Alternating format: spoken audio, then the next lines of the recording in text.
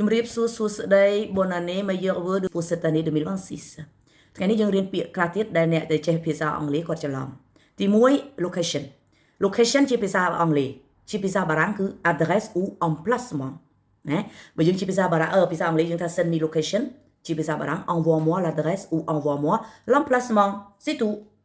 យើងថាចុះខ្ញុំឃើញគេសរសេរមានពាក្យlocation ហ្នឹងជាភាសាបារាំងសរសេរដូចគ្នានោះគឺជានាមភេទស្រី une location une location មិនមែនបកថា location ដោយអង់គ្លេសទេគឺបកថាការជួលមកពីកិរិយាសព្ទ louer គឺជួល louer une voiture louer un appart louer une maison louer un terrain ដល់ពេលជានាមទៅ nom féminin une location អញ្ចឹងឈប់ច្រឡំទៀត une location មិនមែនមានន័យជា location អង់គ្លេសទេណាមួយទៀត pre wedding យើងនិយាយមកថាការដែលរៀបចំថតរូបមុនរៀបអាពាហ៍ពិពាហ៍ជាភាសាបារាំងគឺ séance de photo pré mariage ប៉ុន្តែភាគច្រើនដែលគាត់នៅភាសានៅបារាំងនេះក៏គាត់និយាយដែរ pre wedding ចឹងទៅ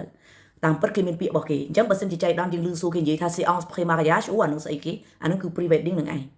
អង់គ្លេសមួយទៀត coin កាក់សេនលុយណាជាភាសាបារាំង une pièce de monnaie ណែឃើញទេចុះប្រាប់ខ្ញុំថាចុះខ្ញុំឃើញគេសរសេរអាគួងហ្នឹង COEN ហ្នឹងសរសេរដូចតែគ្នាតានោះសរសេរដូចគ្នាប៉ុន្តែមានន័យថាជ្រុងតុកគៀនកលៀតអញ្ចាំងកន្លែងគៀនកលៀតផ្លូវឬក៏កាច់ជ្រុងផ្លូវអង្គអញ្ចឹង coin ជាអង់គ្លេស une pièce de monnaie en français